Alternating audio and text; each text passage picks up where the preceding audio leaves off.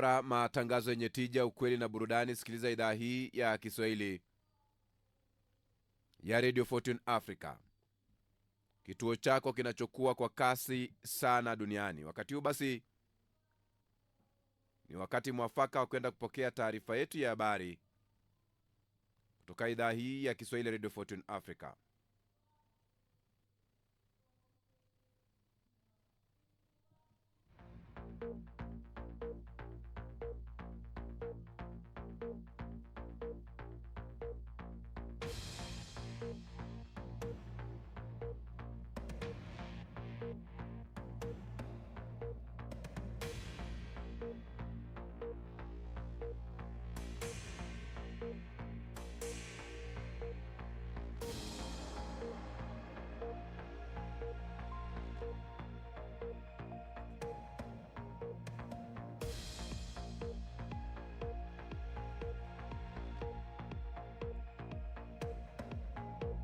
Karibu katika taarifa yetu ya habari kutoka idhaa hii ya Kiswahili Radio Fortune Africa.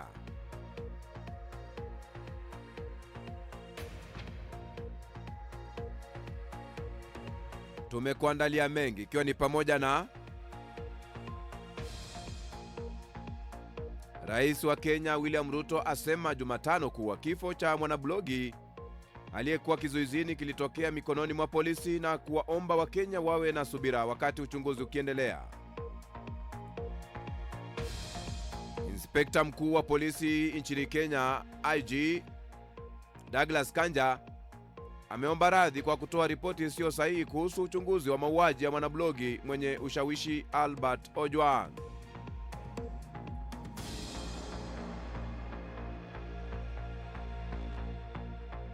Sabuni iliyotengenezwa kutokana na maji ya kuoga na mwigizaji wa Hollywood Sydney Whitney, ambayo ilianza kuuzwa Ijumaa Juni 6 na kuuzwa sekunde moja baada ya kutangazwa, sasa inauzwa kwenye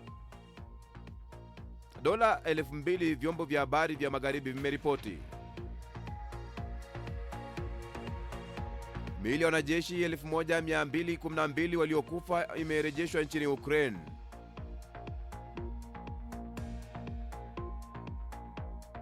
Bobi Wine anachaguliwa tena kugombea urais kwa tiketi ya chama cha NUP 2026.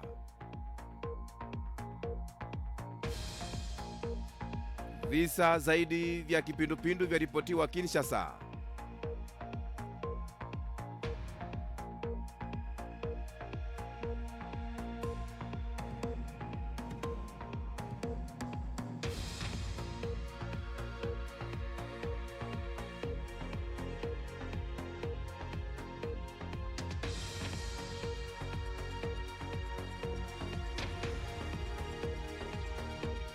Msafara wa wanaharakati 1700 waelekea Gaza kutoka nchi za Kiarabu.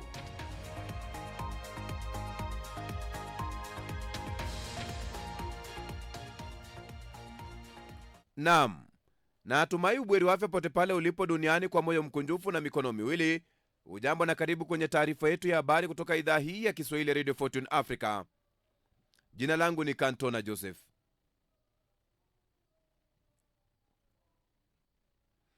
Rais wa Kenya William Samoei Ruto amesema kuwa kifo cha mwanablogi aliyekuwa kizuizini kilitokea mikononi mwa polisi na kuomba Wakenya wawe na subira wakati uchunguzi ukiendelea. Kifo cha Albert Ojwang kimekuwa tukio la hivi punde zaidi kuchunguzwa na idara ya usalama ya Kenya baada ya miaka mingi ya mauaji ya kiholela na kutoweka kwa watu ambao Ruto ambapo amekuwa akiahidi kukomesha vitendo hivyo mara kwa mara licha ya hasira ya umma inayoongezeka.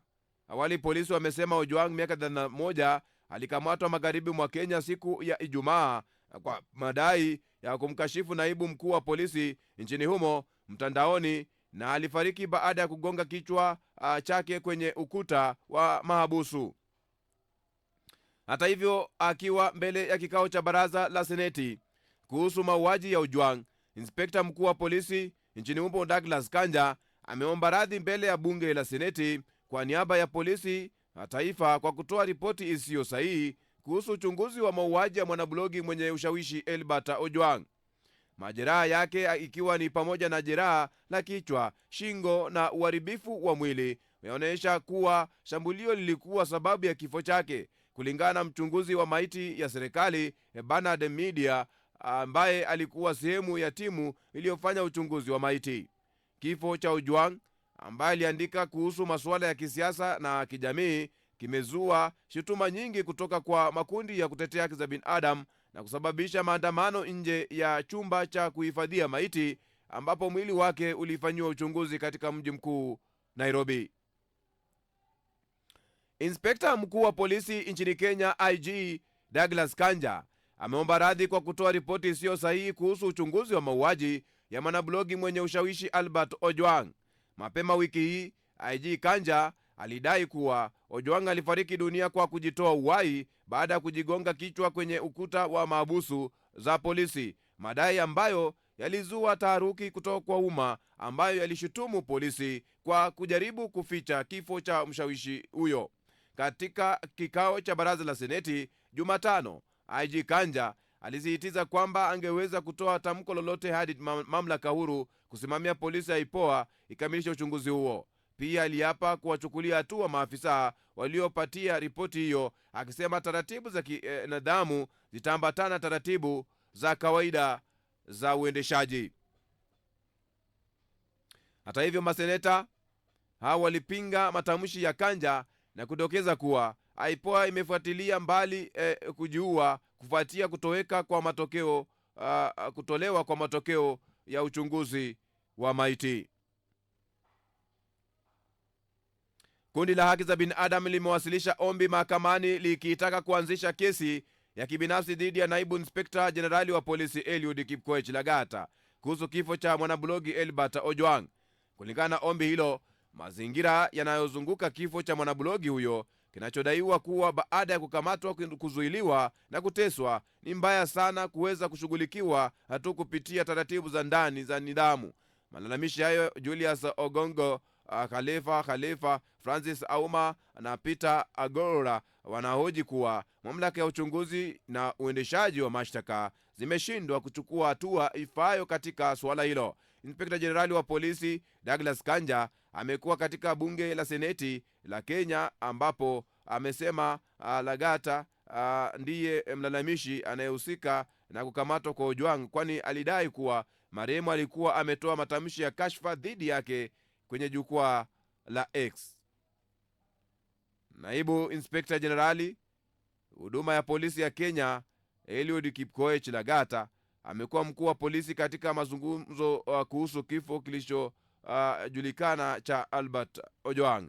Inspekta mkuu wa polisi Kanja amewafahamisha maseneta Jumatano kwamba uchunguzi ulianza wakati machapisho ya mtandao alipodai naibu inspekta mkuu wa polisi Lagata alihusika katika ufisadi ndani ya huduma za kitaifa ya polisi NPS.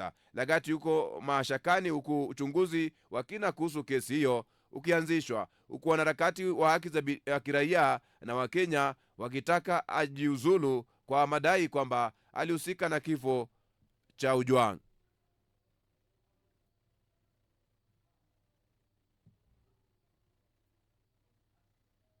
Kifo cha mwanablogi Albert Ojwang kinaendelea kuzua utata nchini Kenya, huku polisi wakilaumiwa kumuua na shinikizo zikizidi kutaka serikali kuwajibika. Katika bunge la seneti, ambapo iliweka pembeni shughuli za kila siku kuwahoji wakuu wa serikali kuhusu kifo hicho, bunge la kitaifa tayari likiwa pia limeamuru kamati yake ya usalama kuchunguza swala hilo. Kifo hicho kwa mara ya kwanza, amesema serikali yake haitovumilia uhalifu unaotendwa na vyombo vya dola. Mambo ya usalama ya Kenya ni haki ya wananchi. Usalama ya mali yao, maisha yao, biashara zao ni majukumu yetu kama serikali. We cannot accept kwamba kuna uhalifu inaendelea na saa zingine hata officers wetu wengine wanahusika. Waziri wa usalama wa ndani Kipchumba Murkomen akiwa mbele ya Senate amesema japo hana mamlaka kumwamuru Inspekta Jenerali wa polisi kuhusu uchunguzi, serikali itahakikisha haki imetendeka. Nina imani na hii ndio ahadi yangu kwa Wakenya kwamba tutafanya kadri ya uwezo wetu kuhakikisha uchunguzi hauingiliwi. Hakuna kukinga mtu ama kufichwa chochote upande wa serikali. Inspekta Jenerali wa polisi nchini Kenya Douglas Kanja akifika mbele ya Senate alitoa kauli sawa kuwa kwa nia ya uwajibikaji na uwazi, huduma ya polisi inaunga mkono kikamilifu uchunguzi. Maseneta hata hivyo hawakupepesa macho, bali walishinikiza kujiuzulu mara moja waziri wa usalama wa ndani Kipchumba Murkomen na naibu Inspekta Jenerali Eliud Kipkoech Lagat aliyemlalamikia Ojwang kwa kumchafulia jina. Kwa heshima ya huyu kijana, Waziri Murkomen, hujalia mtoto hadi miaka 31. Tafadhali jiuzulu. Haufai kuwa katika hiyo nafasi, na kusihi, na si swala la binafsi. Tafadhali jiuzulu. Huwezi kutia moyo yeyote.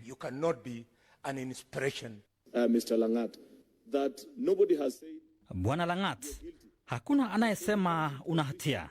Lakini ili nchi iweze kuona hatua inachukuliwa, na hata mimi kama rafiki yako niridhike na hatua zinazoendelea, na kushauri jiuzulu hadi uchunguzi umalizike. Hapo jana uchunguzi wa maiti uliofanywa na madaktari 5 wa kupasua maiti ulibainisha kuwa Ojwang alifariki kutokana na majeraha ya kupigwa. Uchunguzi huu umeendana pia na uchunguzi uliofanywa na mamlaka huru ya utendakazi wa polisi IPOA, ambayo pia imedai baadhi ya ushahidi kwenye kituo cha polisi cha kati tayari ulifutwa. Ann Wanjiku ni naibu mwenyekiti wa IPOA. Picha za kamera za siri katika ofisi ya afisa mkuu wa kituo OCS zilikuwa zimevurugwa. Mheshimiwa Spika, uchunguzi wa maiti na pia uchunguzi wetu unabainisha mhusika hakujiua. Polisi awali walidai kuwa Ojwang alijiumiza na kusababisha kifo chake. Je, shinikizo zilizopo zitaweza kushurutisha haki kutendeka kwa familia ya Ojwang? Sabuni inayotengenezwa kutokana na maji ya kuoga ya mwigizaji wa Hollywood Sydney Sweeney ambayo ilianza kuuzwa Ijumaa Juni 6 na kuuzwa sekunde moja baada ya kutangazwa, sasa inauzwa kwenye shilingi zipatazo $2,000 za Marekani, vyombo vya habari vya magharibi vimeripoti. Mwigizaji huyo wa filamu ya Eurofia ni mmoja wa nyota wa filamu wanaokabiliwa na udhalilishaji wa kingono zaidi wa Hollywood, na mara nyingi hukabiliwa na maoni yasiyo takikana kuhusu mwili wake kutoka kwa mashabiki ambao baadhi yao hata wameonyesha hamu ya kunywa maji yake ya kuoga.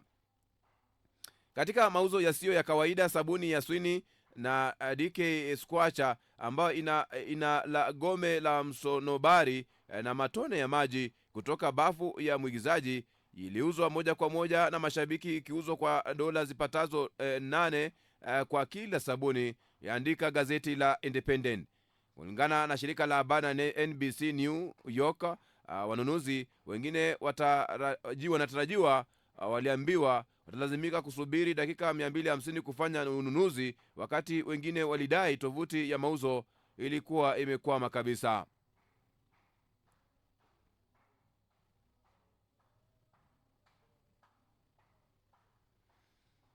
Nchini DRC, jiji la Kinshasa linakabiliwa na mlipuko wa kipindupindu ulioanza mwishoni mwa mwezi wa Aprila. DRC imerekodi angalau visa vipatao 26,805 vya kipindupindu na takribani vifo 542 katika majimbo 10 kati ya majimbo 26. Kinshasa lilianza kurekodi kesi za ugonjwa huo mwishoni mwa mwezi Aprili na mapema Mei mwaka 2025 na kuifanya jimbo la 3 lililoathirika zaidi mchini humo, jimbo la Sankuru na Haut-Katanga zikishikilia nafasi ya kwanza. Binamu yangu alikuwa anauma, hatukujua ni kwa sababu gani. Alikuwa na maumivu ya kichwa, tumbo na kisha kuanza kuharisha. Tulipoona daktari alisema ni kipindupindu na akafariki sababu alichelewa kufika hospitali.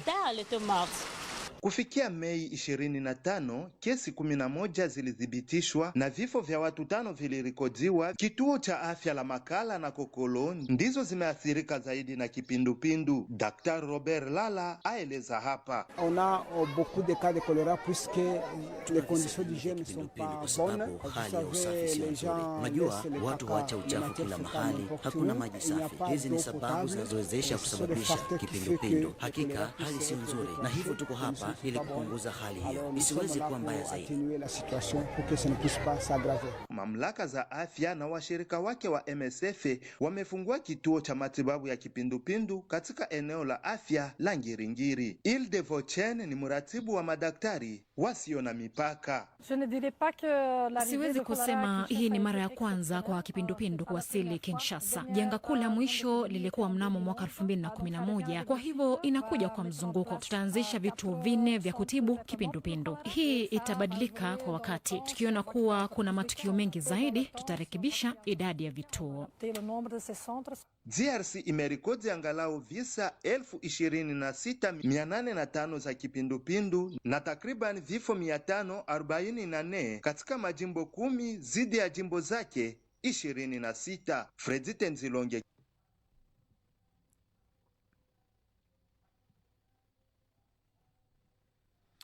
Mili ya wanajeshi wapatao 1212 waliokufa imerejeshwa nchini Ukraine.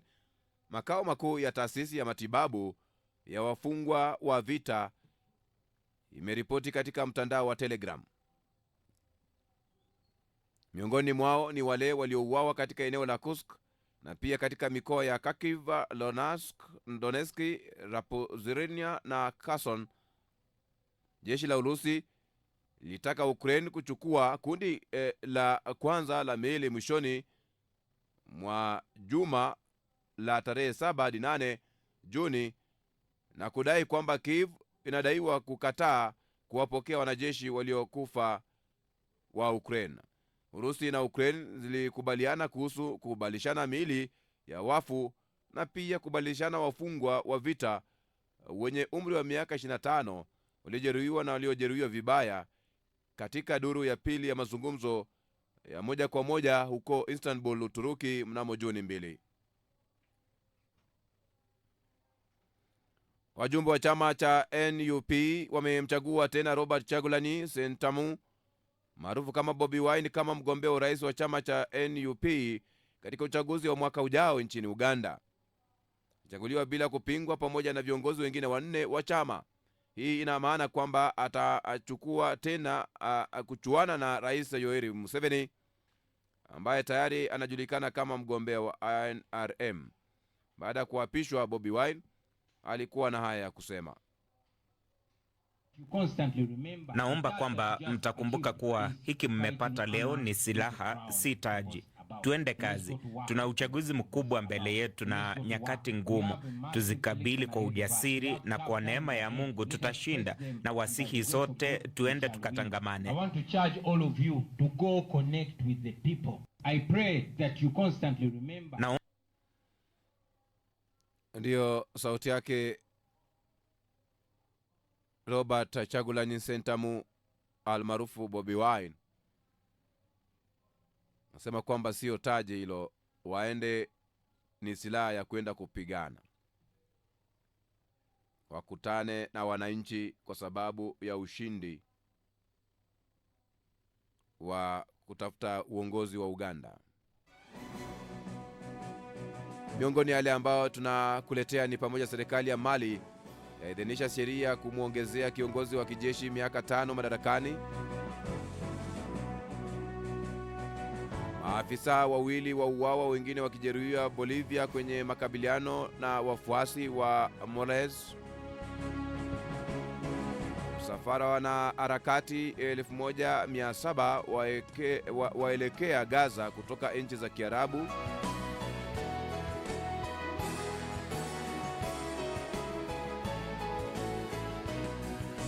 Mbunge wa Geita vijijini Joseph Musukuma amesema hadhi walionayo wabunge ya kupita katika maeneo ya watu wa heshima wanapaswa kupewa wenza wao pia na sio kuwatenganisha na wanapokuwa wanapita katika maeneo hayo.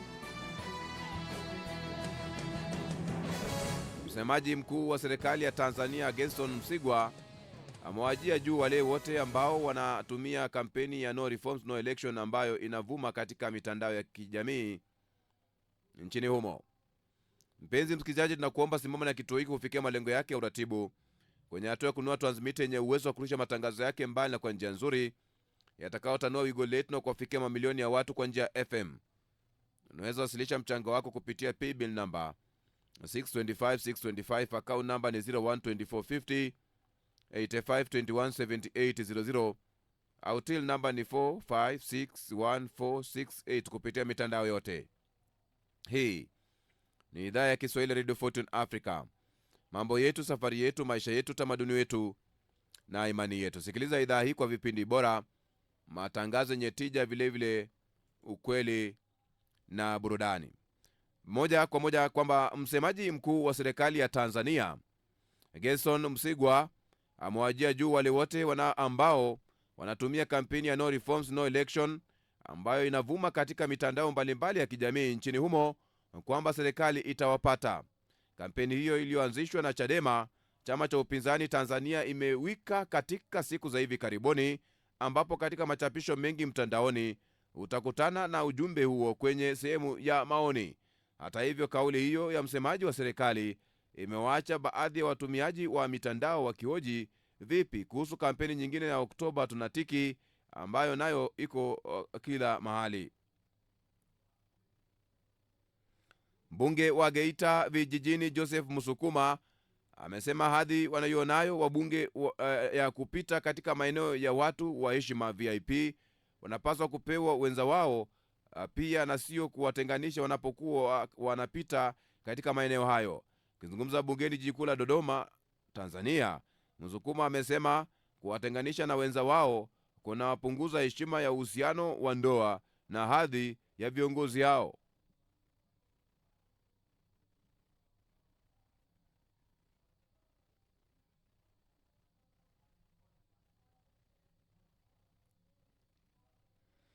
Naibu waziri wa sanaa, utamaduni na michezo nchini Tanzania Hamisi Mwijuma amehoji kwamba bungeni kuhusu mvutano unaoendelea kuhusu mchezo wa watani wa jadi kati ya Yanga na Simba. Mchezo huo uliopangwa Juni 15, lakini hadi kufikia sasa klabu ya Yanga imesema haitocheza mchezo huo hadi pale mamlaka ya soka nchini humo itakapo tekeleza matakwa yao.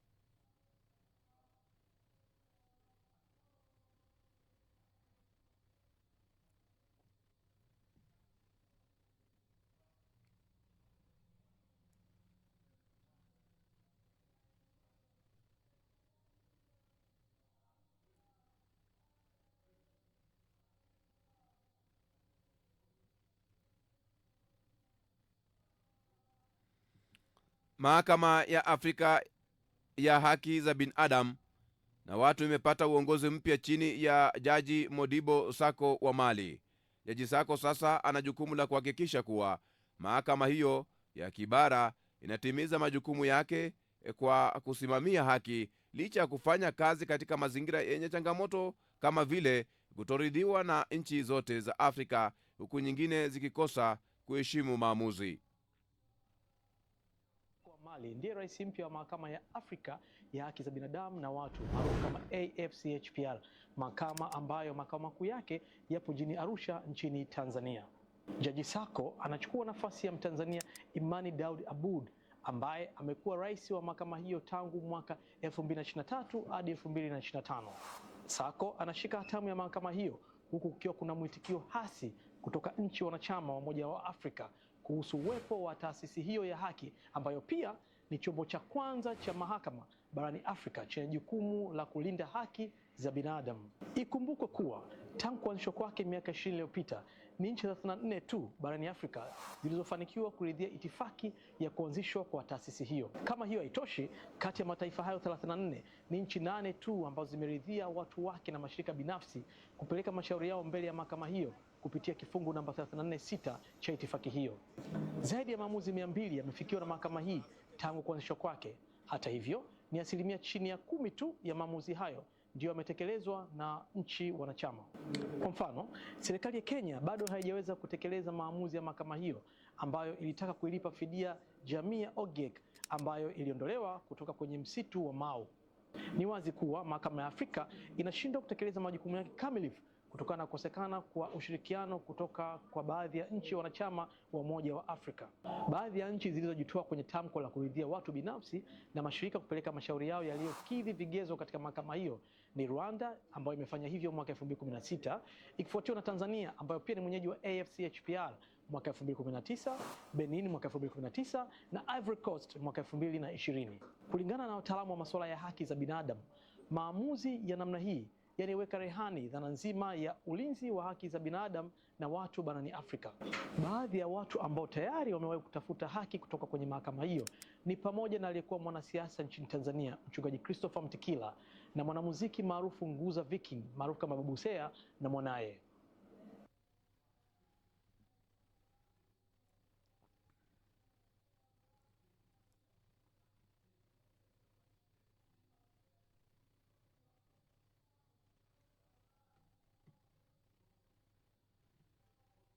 Azidi kusonga mbele na katika je, wajua ni nchi ipi Afrika inayoongoza duniani katika uzalishaji wa makadamia? Ni swali ambalo nakuuliza kwenye je, wajua. Je, wajua ni nchi ipi duniani ama barani Afrika inaongoza duniani katika uzalishaji wa makadamia? Je, ni Zimbabwe, ni Kenya au ni Afrika Kusini? Jibu ni Afrika Kusini, ambapo katika hatua hii Afrika Kusini inaongoza duniani kwa kuzalisha makadamia ikiwa ni 41% ya jumla, ikifuatiwa na Australia ambao wana 23%, Kenya 10%, Uchina 5%, Uholanzi 2.7% mwaka wa 2024. Na hiyo ndio sehemu ya je, wajua.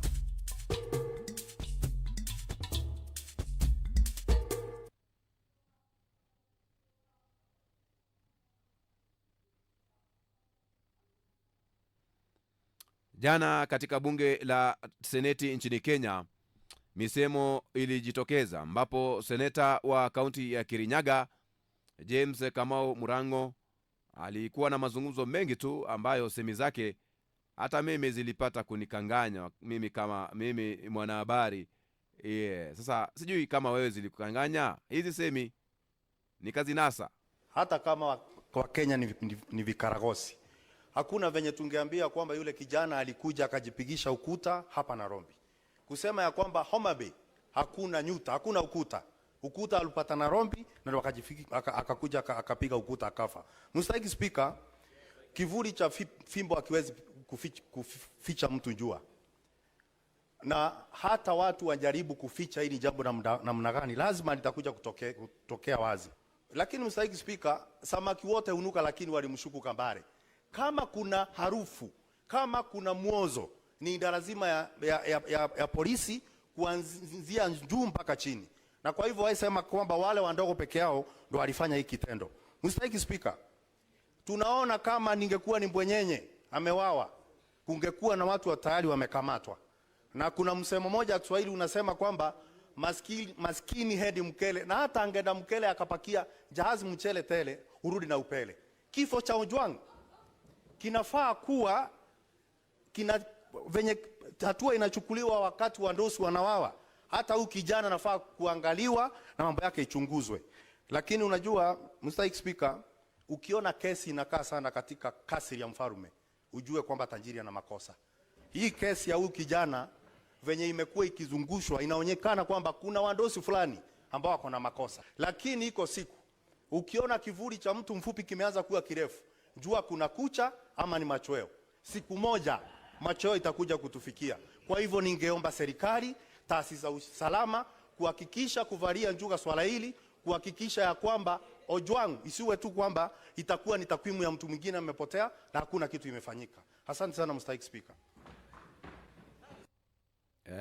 Kama mwanahabari mimi hupenda sana kunasa vitu tofauti, na hivyo vilinipiga sana machoni na nikasema hapana, hapa lazima tuweze kuyaweka wazi. Kwingineko kule nchini Kenya ni kwamba wananchi wa eneo la Machakos Masakuu nchini Kenya walivamia bunge la kaunti na kuwatimua madiwani wote humo ndani. Madiwani hao walikuwa wanapigana makonde walipofukuzwa na wananchi kwa utovu wa nidhamu na malumbano yasiyo ya msingi badala ya kujadili masuala ya maendeleo. On behalf of majority leader, communication on behalf of majority leader, communicate hapana. Order.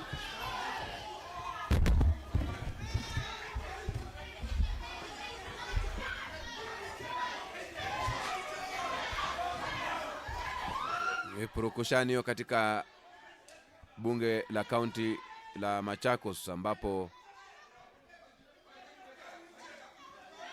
hali haikaliki pale ndani hiyo jana.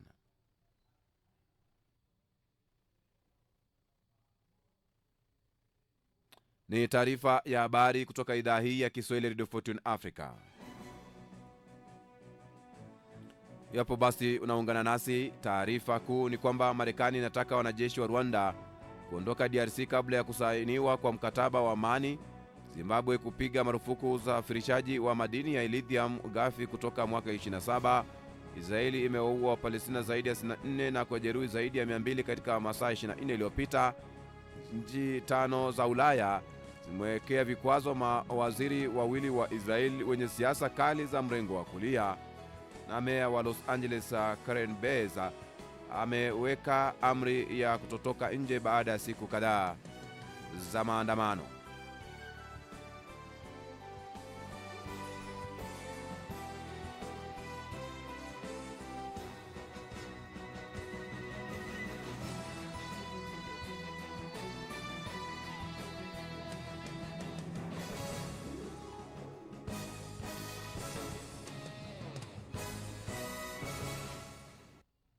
Ni idhaa ya Kiswahili Radio Fortune Africa ambapo unapokea taarifa zetu mbashara. Moja kwa moja ninaelekea kusoma maoni ambayo naona hapa hivi, yale maoni ya Bobi Wine kupata tiketi ya chama cha NUP. Asema Rashid Kimala anamuita rais. Ntale Maka anasema Bobi Wine ni rais wa Uganda yote. Asante kwa maoni yako hayo.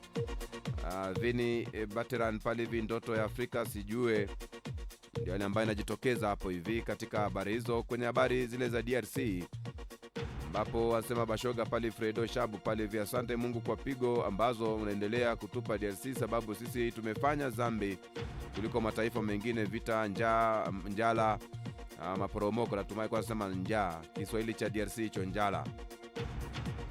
Ishara Nkere pale hivi ni hatari kweli, mji mkuu wa Kongo, ambapo namna hiyo najitokeza pale. Maoni ya kwake hayo ambayo namna hiyo mimi nayatilia tu sauti. Haya, upande huu mwingine katika taarifa ile ya rais wa Kenya William Ruto amelaani wauaji wa wanablogi Elbert Ojwang iliyotokea katika seli ya polisi. Maoni yake Sebastian Kasonga anasema analaani bila kuchukua hatua zinafaa kuchukuliwa. Haya ndio maoni yake ya Sebastian Kasongo, hatua inachukuliwa. Kosgei pale Festus pale Vimola, kifo ni kifo, bata mchungu ya kifo na adhabu baada ya kifo ndio machungu yeye pia. Sikuelewi hapa. Pacific pale Vigule pale Ben Mranga pale ana pale Jafari pale Ndikurio pale siwapati vizuri sana.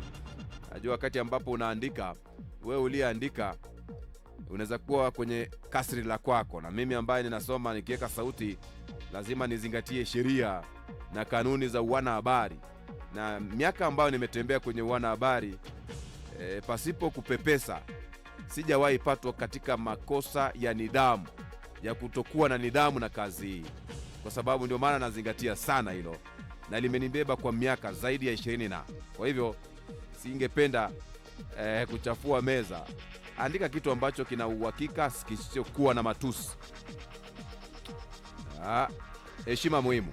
Elisha pale hivi anasema sisi wa Kongo mani tunaoishi hapa Bukavu tunasubiri kwa hamu M23 waondoke kabisa, mateso yetu inapita kiasi. Hapo hivi mazungumzo yake Elisha pale hivi akizungumza, anaitwa pale hivi sana Elisha pale hivi anasema Mnyarwanda pale hivi kutoka kwenu inawezekana, lakini itachelewa sana.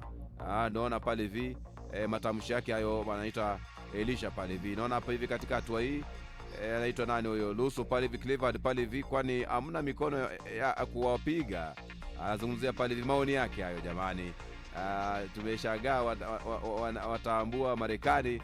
Tumewaomba rais wa Jamhuri ya Demokrasia ya Kongo kutoa mikataba yote alionayo na Marekani, kwa sababu wao ndio nguzo ya nchi ya Rwanda kuvamia Kongo. Naona matamshi yake hayo na maoni yake hayo. Azidi kwenda mbele, anasema sikupati vizuri pale Gabriel Gabi pale, hata kama Marekani na jigamba eti inatusaidia kwa kupata amani, ni yeye anacho sikupati hapo hivyo. Mungu wa mbingu ndiye mtetezi wetu. Haya pale anazungumza kwake, mimi sina budi namna hiyo haya longu tuti pale vitajiri anasema ifike mahala tutende haki bila kujali wewe ni nani. Hii radhi itasaidia nini sasa wakati mtu ashafariki dunia? Tuzungumzia swala lile ambapo IGP wa Kenya aomba radhi kwa taarifa za polisi za kupotosha.